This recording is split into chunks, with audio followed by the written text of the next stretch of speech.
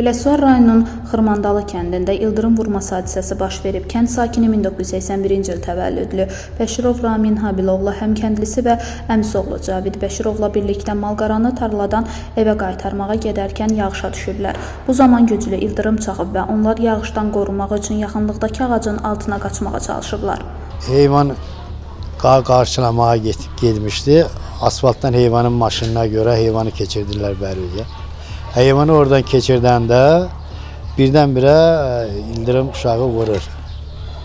Uşağı vurur, bu bir tərəfli vururlar, belə qaldırır, yuxarı çırpır yerə uşağı. Əynində paltarı zadı yandırıb. Paltarı zadı da yox idi əynində. Şalvarının bir kıçı, köynəyinin bir qolu yox idi. Belə. 2 nəfər olublardı. 2 nəfər olublar, bəli. 2 əmi oğlu olub, ikisi də. Biri qabaqda gedirmiş, biri arxada gedirmiş. Bu bizim uşağı ildırım tutur.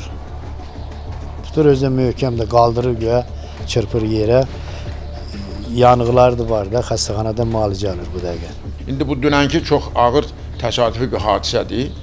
Həm uşağı vurub, həm də evi vurub.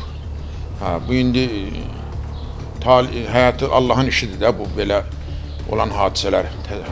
Muğan yerində o qədər ildırım olmur.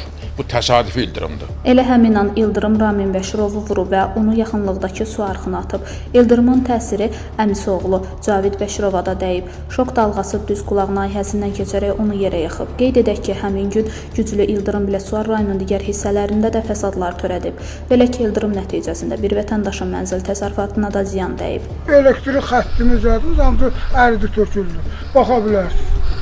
Kuxunuya düşürdü, kuxunada orada hava təmizləyici var. Ondan keçdi kuxunuya, ancaq gözəl oldu ki, yanğın olmadı. Hadisə nəticəsində bədəninin müxtəlif nahiyələrindən yanıq xəsarətləri alan Ramin Bəşirov dərhal Biləsuvar rayon mərkəzi xəstəxanasına çatdırılıb.